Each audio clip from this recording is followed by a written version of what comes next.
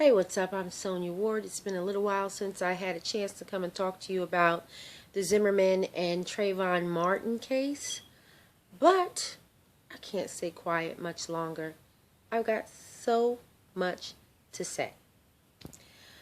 I don't really know where to begin, but this trial, I've been following it very closely.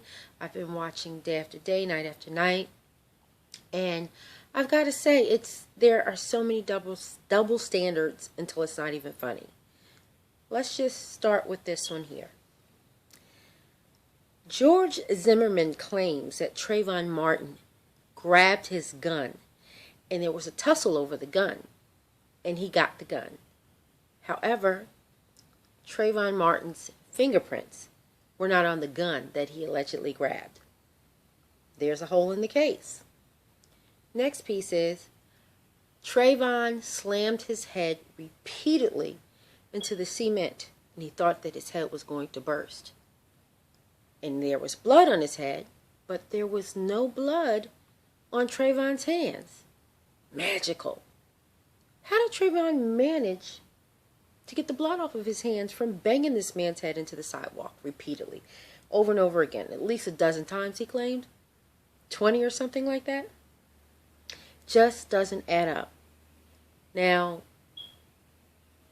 I just think that he injured himself or he had help getting injured after the event immediately to make it look like he'd been injured. Kay says he could have gotten injured during it, but there's just no evidence to support his claims. He grabbed my gun, but yet his fingerprints are not on the gun.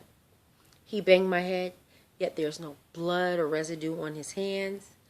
And then he says that, well, he sat up and says, "You got me, you got me."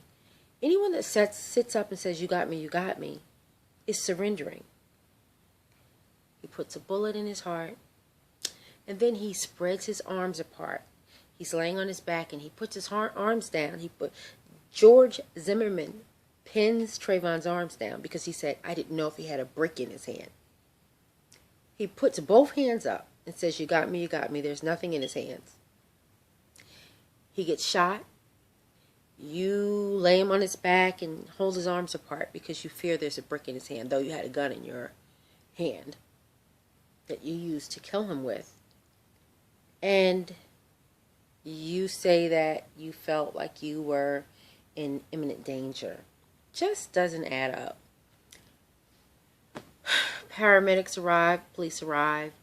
Trayvon Martin is laying face down with his hands folded under his lifeless body. You just said that you laid him on his back and you spread his arms apart because you didn't want him to hit you with the imaginary brick. George Zimmerman says, "He leaped out from behind a bush and attacked me. He ambushed me and punched me in the face."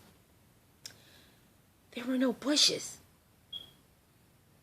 George Zimmerman is found to be not telling the truth about the number of times that his head was banged against the concrete. They write it off as, he just exaggerated. He didn't lie. He just embellished a little bit.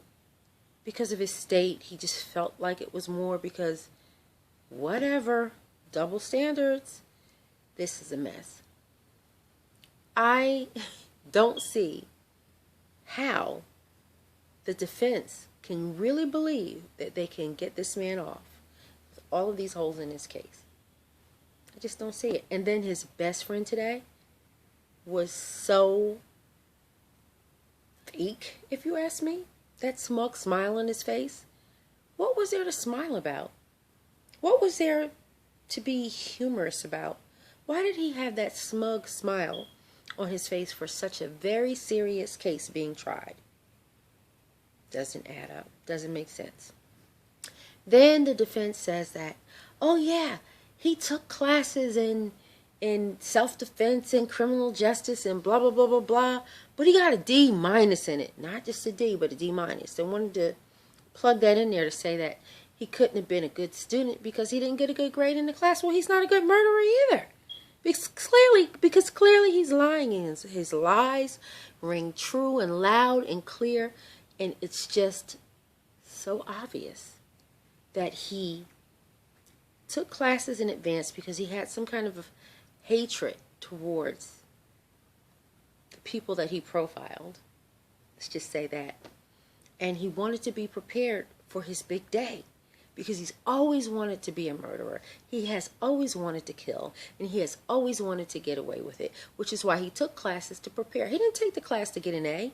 He didn't take the class to pass. He took the class to get enough information so that he could use that information to get away with bloody murder. This is the last week of the trial, and when I think of the reenactment of what happened, with George Zimmerman reenacting what happened, I think of a rehearsal. Because if you paid attention to his reenactment of what took place on February 26th, he says, you know, I shot him, and then I held his hands down. And because the officers knew that he was found face down, and he knew that Zimmerman, who got a D- in his law class, also was going to get a D- in reenacting what happened. So the officer helped him out and said, and then you turned him over, right? And then dumbfounded, George Zimmerman goes, yeah, then I turned him over. May God be true and every man a liar. I am Sonya Ward from Harmony Success Solutions, chiming in to talk to you about this trial that shouldn't even be a trial. This man is a murderer.